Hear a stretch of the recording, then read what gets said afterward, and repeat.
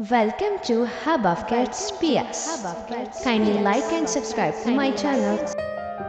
कहानी ginger bread man. जो उम्मीद है आप लोग खैरियत के साथ होंगे। आज मैं कहानी लेके आई हूँ जिंजर ब्रेड मैन की। आपने कई दफ़ा सुनी होगी, आज मेरे अंदाज में सुने तो आपको मज़ा आएगा। तो चलिए कहानी को शुरू करते हैं। उससे पहले मेरे चैनल को लाइक करें, सब्सक्राइब करें और ज़्यादा से ज़्यादा शेयर करें। ये कहानी है जिंजर ब्रेड की। एक दफ़ा का जिक्र है कि एक बूढ़ी औरत और एक बूढ़ा आदमी नदी के किनारे एक घर में रहते थे।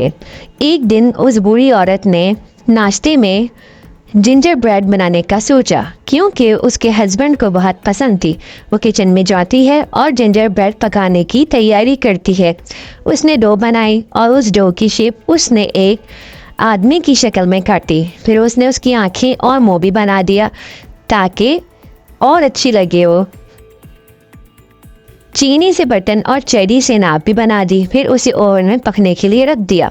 कुछ देर बाद उस बूढ़ी औरत ने ओवन चेक किया कि वो पका है कि नहीं।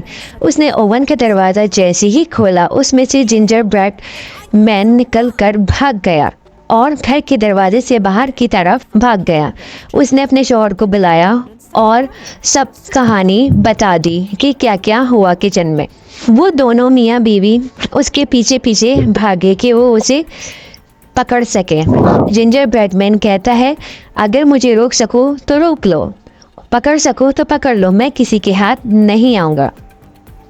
और जिंजर ब्रेड ने एक न सुनी, वो उसको आवाज़ें देते रह गए और तेज़ी से दूर निकल गया। वो जंगल की तरफ निकल गया। रास्ते में एक गाय मिलती है। वो कहती है, जिंजर ब्रेड मैन, मैं तुम्हें खाना चाहती हूँ।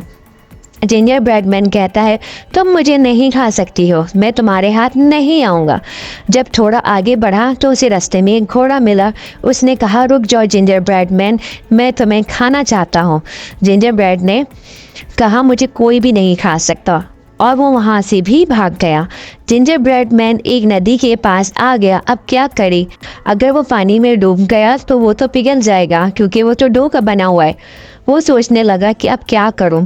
इतनी देर में वहाँ एक चालाक लोमड़ी आ गई। उसने कहा, मैं तुम्हें नदी पार करा दूंगी, तुम मेरी पीठ पर बैठ जाओ। वो लोमड़ी से कहता है, तुम वादा करो मुझे नहीं खाओगी। लोमड़ी कहती है, बिल्कुल नहीं खाऊंगी, मैं तुम्हें नदी पार करा दूंगी, मैं तो बस तुम्हारी मदद करना चाहती थी, बाकी तुम्हारी मर्जी है। उसने सोचा कि अगर मैंने लोमड़ी पर भरोसा नहीं किया तो वैसे भी मैं नहीं बच सकूंगा, क्योंकि सब मेरे पीछे लगे हुए हैं। वो लोमड़ी की पीठ पर बैठ गया। आधे रास्ते में लोमड़ी ने कहा, मुझे थकान महसूस हो रही है, तो मेरे सर पर बैठ जाओ प्लीज़।